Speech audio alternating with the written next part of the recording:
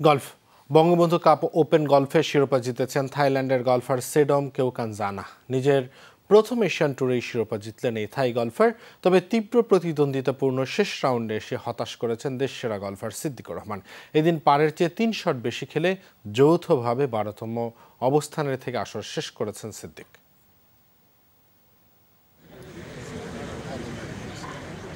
শেষ রাউন্ডের শেষ হলে এসে টান টান উত্তেজনা।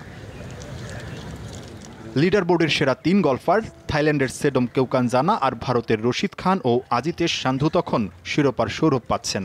তবে স্নায়ুচাপ ছাপিয়ে শেষ হলে এসে বাজিমাত এই থাই গলফারের। পারের চেয়ে ১৯ শট কম খেলে নিজের প্রথম এশিয়ান ট্যুরেই শিরোপার স্বাদ পেয়েছেন ২০ বছর বয়সী সেডম কেওকানজানা।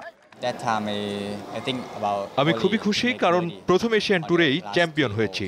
এই ট্রফিটি আমি আমার বাবা ও পরিবারকে উৎসর্গ করছি। এই কোর্স আমার জন্য খুবই লাকি, কারণ এর আগেও আমি এখানে অংশগ্রহণ করে দ্বিতীয় হয়েছিলাম অ্যামেচার টুর্নামেন্টে। কুর্মিটোলা গলফ কোর্সে সেডম যখন বিজয় উল্লাস করছিলেন, তখন হতাশা বাংলাদেশি গলফারদের মধ্যে।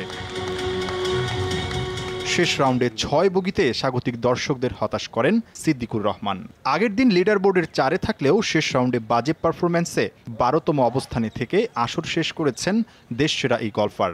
তবে শেষ দিনে পারের চেয়ে ৬ শট কম খেলে সেরা ১০-এ একমাত্র স্বাগতিক গলফার জামাল মোল্লা। চিরচেনা করছে আরও একটি হতাশার এশিয়ান ট্যুরের সমাপ্তি বাংলাদেশি গলফারদের জন্য।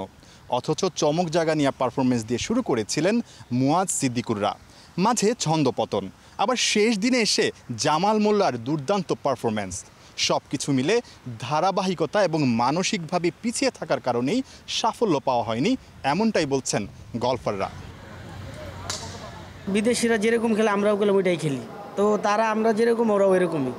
তো আসলে আমরা প্লেয়ারদের একটু নিজের দেশে খেলে একটু নার্ভাস ফিল করি। তো আমার মনে হচ্ছে যেটা যে আমাদের ইমিডিয়েটলি যদি গভর্নমেন্ট থেকে কিছু সাপোর্ট দেয়, যেমন আমাদের একটা কোচ দরকার বিদেশে, একটা ভালো। আই ফিল সরি যে আপনাদের যে আশাটা ছিল সেটা আমি পূরণ করতে পারিনি, বাট দোয়া করবেন যেন ভবিষ্যতে অনেক বড় টুর্নামেন্ট আছে, ভালো কিছু করতে পারি।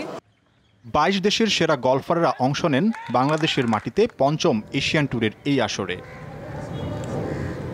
নাহিয়ান বিন জসিম, যমুনা স্পোর্টস, ঢাকা।